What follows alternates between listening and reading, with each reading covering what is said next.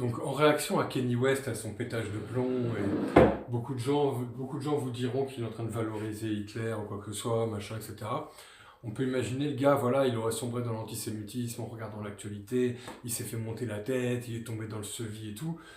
Et en fait, il a pris le mort, il a pris les nerfs, et maintenant, il serait en train de faire waouh, en fait, genre Hitler, il avait compris plein de trucs et tout.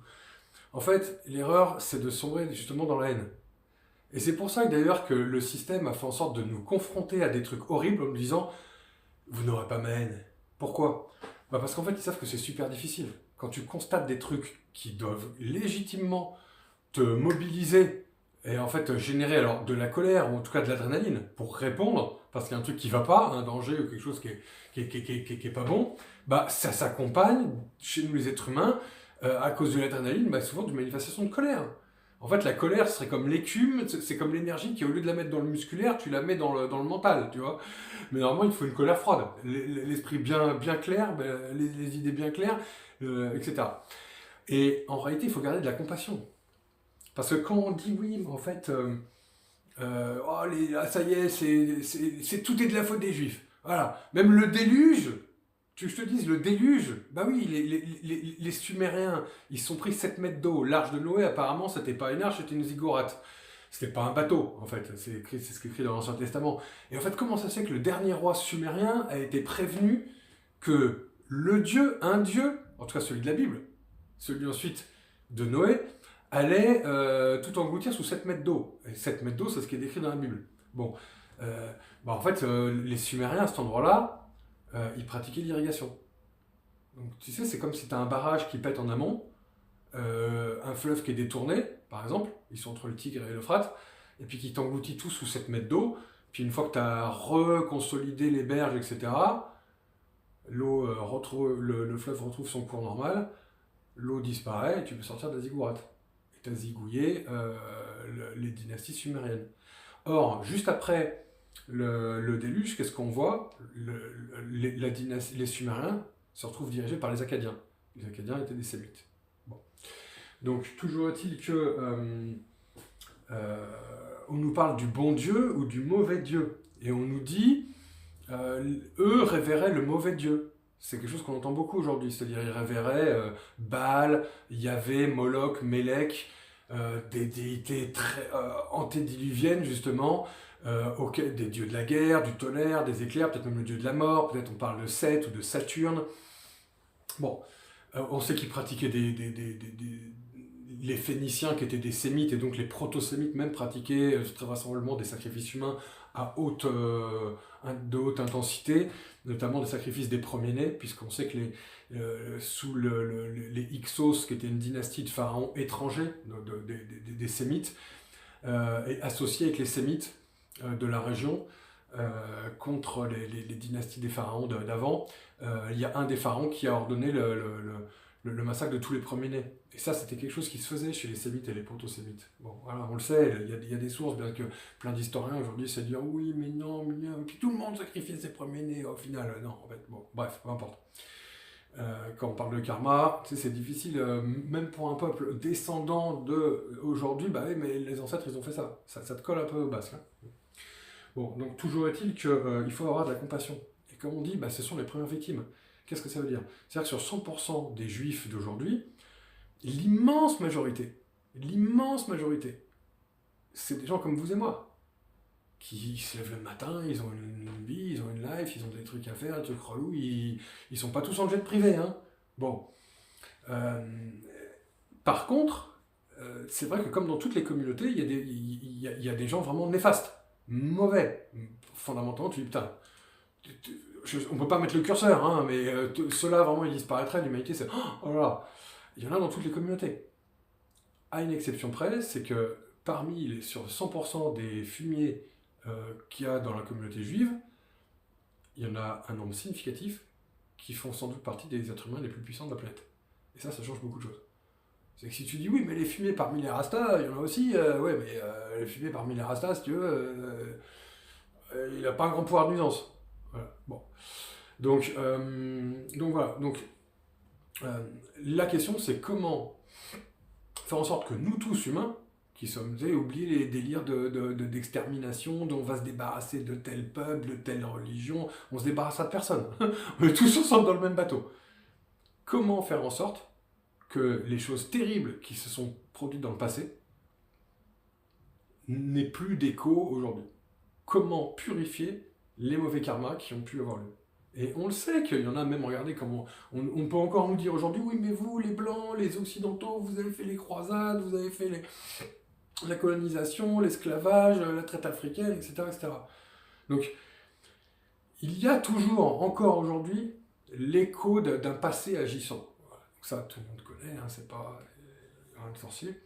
Donc la grande question aujourd'hui, c'est pas de se dire « Ah, en fait, c'était de la faute de tel peuple, les méchants, les machins, etc. » Voilà. Donc maintenant, pour en savoir un petit peu plus sur les origines de la religion juive, beaucoup de personnes s'interrogent, mais alors est-ce que leur Dieu, est-ce que c'est le même Dieu que le christianisme, est-ce que machin, etc.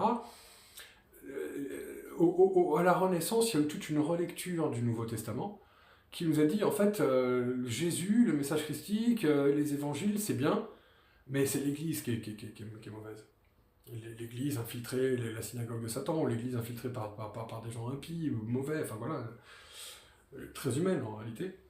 Bien qu'en parallèle, il y avait le dogme de l'infaillibilité de l'Église, hein, mais bon voilà. Or, en fait, quand tu suis cette interprétation, on te dit il y avait un bon Dieu, sous-entendu il y avait un mauvais Dieu, ou pas le bon, et peut-être qu'effectivement, les Hébreux ont toujours oscillé entre suivre une figure de lumière, d'amour, etc. On sait que dans leur religion, il y a toujours eu cette dimension de une forme d'universalisme, d'universalité. Alors après, ça s'est mélangé avec l'histoire en disant ils ont tellement souffert que du coup, quelque part, étant enfin, ils connaissent tous ces mécanismes de bouc émissaire, donc quelque part, eux, ce à quoi ils aspirent, c'est vraiment la paix entre tous les peuples. C'est ce qu'ils voudraient promouvoir pour toute l'humanité. Et bon, il y a des choses magnifiques aussi dans le judaïsme, voilà. Sauf que, comme bien souvent, dans l'histoire humaine, bah, ce qui est bon, ça s'adresse plutôt à la tribu. Puis par contre, les autres, attention, eux, on n'a pas de mot assez dur pour eux. C'est la xénophobie. C'est-à-dire, quelles sont les dimensions maximales de la communauté qu'on veut bien considérer comme humaine et comme digne des meilleures choses, de tout ce qui est bon, de toute notre morale. Voilà. Donc, quand on regarde un peu la Bible, on s'aperçoit que, il y a les travaux de l'Asperger qui l'ont bien montré, de manière vraiment édifiante, édifiante. En réalité, ce qui est fou, et lui-même le sait, hein, c'est que tout ça c'était connu. Et c'est simplement qu'en fait, depuis les années 70, on a tellement fait en sorte d'abêtir les gens et de les éloigner des bouquins, plus de latinistes, plus de personnes qui parlent grec, plus personne dans les universités, et on en arrive aujourd'hui au délire du wokisme, que du coup les gens ont fini par l'oublier et qu'on a besoin de vidéos comme ça, de gens qui eux ont fait le boulot, à une époque où presque plus personne ne le fait, et puis qui mettent ça sur des réseaux sociaux pour que nous qui mangeons beaucoup de contenu, notre génération, la génération depuis le Club Dorothée, on passe notre temps à bouffer du contenu, mais quel contenu, voilà. Et là, quand on se retrouve face à des contenus qui nous expliquent qu'en fait, c'est écrit dans la Bible que Abraham était un prêtre de Sumer, d'une caste de prêtres bien particulière qui en fait fabriquait les idoles pour les autres cultes, qui pouvaient officier un peu pour ou en remplacement, enfin ils reconnaissaient un peu tous les dieux en fait au final, et effectivement, et puis c'était un peu exorciste et sorcier au final surtout, chaman finalement. Hein, c'est la religion d'origine, le chamanisme, quoi. On retrouve toujours ça dans tous les peuples. Et qui finalement, eux, ils ont compris, tu sais, quand ton boulot dans ta famille, c'est de fabriquer des idoles, que l'idole tu l'as vendue dans telle ville, et que tu reviens 20 ans après, que tu vois que les gens ils sont complètement ouf, ils se prosternent devant l'idole, tu es là, putain mais attends, c'est qu'un bout de bois le truc, hein. C'est moi qui l'ai fabriqué au final. Toi tu le sais quoi, tu vois. Et donc tu comprends plein de choses, donc l'intériorisation du sentiment du divin, etc. Voilà, c'est pas pour rien que du judaïsme a été créé, forgé l'idée d'un Dieu, alors qu'est-ce que Dieu, on y reviendra, mais unique, l'idée de l'unique, de l'éternel, de l'infini, très intéressant. Bon. Or, on sait qu'ils ont toujours balancé, on le voit dans leurs bouquins, leurs prophètes les ont toujours mis en garde contre ça, contre une figure tonienne, tellurique, enfin, les forces telluriques, l'orage, mais également la mort, la guerre, la destruction, etc. Le dieu vengeur, jaloux, exclusif, etc., etc. Pour autant que dans leur texte, on sait très bien que c'était un dieu parmi les dieux, qu'il était même présenté clairement, ils n'ont pas pu gommer ça même aujourd'hui. C'est notoire qu'il y avait une compagne, on parle d'une parède, une épouse mystique, etc. Tout ça c'est connu, c'est balisé, ce sont des chemins déjà abondamment parcourus par la pensée humaine, et on en a la connaissance normalement, en héritage. Et on nous dit qu'il y a eu une grande réforme et que Jésus, lui, est venu dire « Ah, mais c'était pas le bon Dieu ». Il révérait bien un Dieu unique, oui, Dieu il est unique, il n'y a pas de problème, mais c'était pas le bon.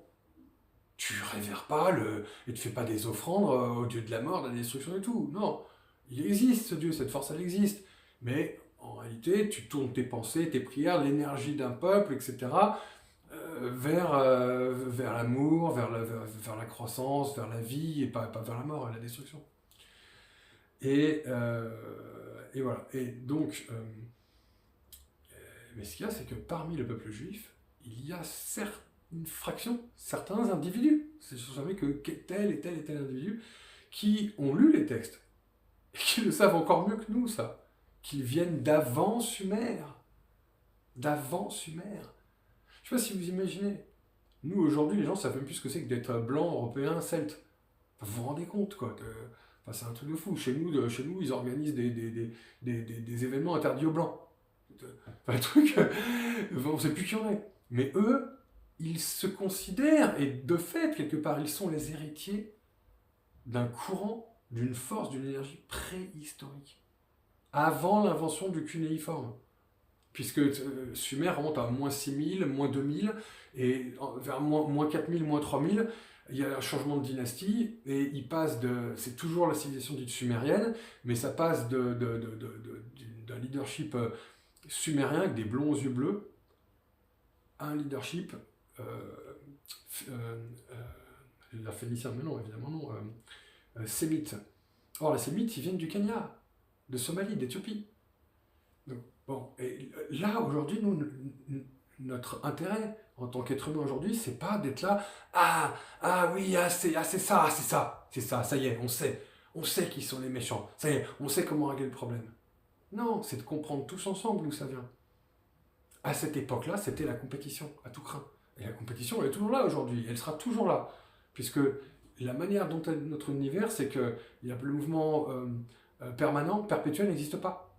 On a besoin de remettre de l'énergie dans la machine pour que le mouvement il continue. Donc on a besoin de ressources. Donc comme on a besoin de ressources, on est en compétition avec les ressources. Pour les ressources. Donc on est en compétition. Voilà. Là, vous regardez sur une pelouse, la pelouse elle a l'air magnifique, mais en fait chaque brin d'herbe est en compétition avec le brin d'herbe d'à côté. Vous promenez dehors, vous entendez les oiseaux qui pépillent, oh là là, ils ont l'air trop... Non, c'est la guerre.